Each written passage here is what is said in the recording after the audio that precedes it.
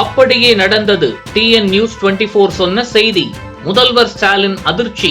உடைந்தது அமைப்பு. நேற்றைய தினம் காவல்துறை தரப்பில் கடும் அதிருப்தி நிலவுவதாகவும், குறிப்பாக பஸ்ஸில் பயணம் செய்த காவலர் விஷயத்தில் வெளியான வீடியோ காவல்துறையினர் தங்களுக்கு ஏற்பட்ட தன்மான குறைச்சலாக பார்ப்பதாகவும், இதுகுறித்து உளவுத்துறை முதல்வர் ஸ்டாலினிடமே தெரிவித்திருப்பதாகவும், மேலும் தங்களுக்கு ஆதரவு தெரிவித்த அண்ணாமலை பக்கம் காவலர்கள் கவனம் செல்வதாகவும் குறிப்பிட்டிருந்தோம்.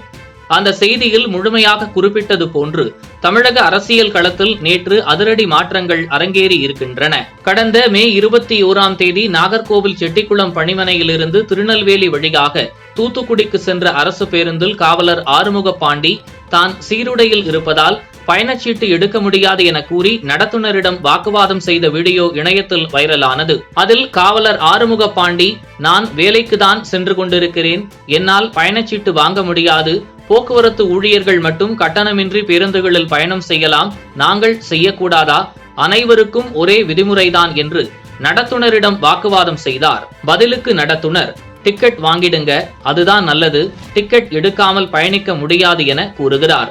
இந்த வீடியோ இணையத்தில் வைரலான நிலையில் அரசு பேருந்துகளில் காவலர்கள் கட்டணமின்றி பயணிக்க அனுமதி இல்லை, வாரண்ட் இருந்தால் மட்டுமே காவல்துறையினர் பேருந்துகளில் கட்டணமின்றி பயணிக்க முடியும் என்று போக்குவரத்து துறை தரப்பில் விளக்கம் அளிக்கப்பட்டது. நாங்குநேரியில் பேருந்து நடத்துனருடன் வாக்குவாதத்தில் ஈடுபட்ட காவலர் ஆறுமுக பாண்டியன் மீது துறை ரீதியிலான நடவடிக்கை எடுக்கவும் பரிந்துரைக்கப்பட்டது. இந்த சூழலில் நேற்று 22 அரசு பேருந்துகளுக்கு போக்குவரத்து போலீசார் அபராதம் விதித்துள்ளனர்.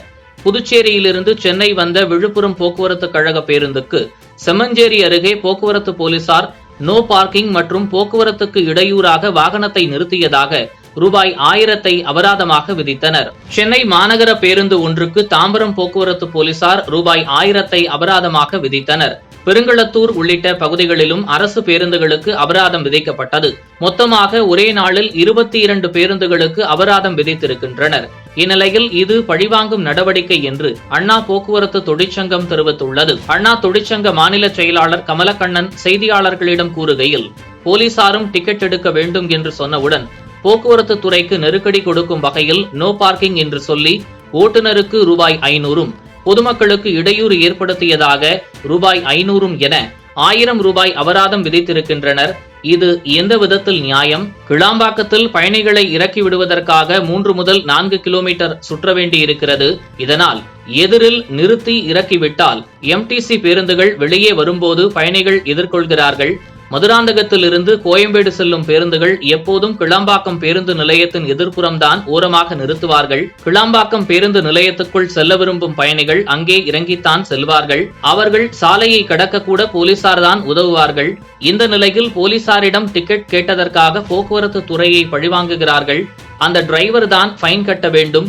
இது வன்மையாக கண்டிக்கத்தக்கது என்று கூறினார். அதே சமயம் காவல்துறை தரப்பில் சட்டம் அனைவருக்கும் சமமானது, யார் நோ பார்க்கிங்கில் நிறுத்தினாலும் அபராதம் விதிக்கப்படும் என்கிறார்கள். தமிழக அரசின் இரு பெரும் தூண்களாக இருக்கும் காவல்துறை மற்றும் போக்குவரத்து துறை இடையே நடைபெறும் நேரடி மோதல்கள் தற்போது தமிழக மக்கள் மத்தியிலும் அதிர்ச்சியை உண்டாக்கியிருப்பதால் முதல்வர் ஸ்டாலின் சட்ட ரீதியாக இந்த விஷயத்தில் உடனடியாக தலையிட்டு தீர்வு கண்டால் மட்டுமே இது போன்ற பிரச்சனைகள் சரி செய்யப்படும் என சமூக ஆர்வலர்கள் குறிப்பிட்டு வருகின்றனர்.